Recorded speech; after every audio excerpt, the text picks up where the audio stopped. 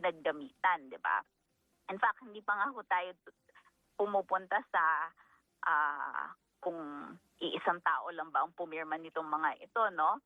So far, nakikita natin yung mga nakakatawang pangalan. But beyond the names, dapat natin tignan na parang yung kahapon, no, yung issue do sa Superman.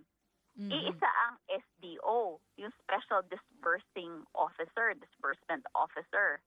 Paano niya nabigyan ng pera lahat nung tumanggap na yon on the same date? Diba? All over the country. So yun yung isang dapat natin itanong. In short, baka hindi naman talaga na binigay itong mga to sa mga tao all over the country, diba?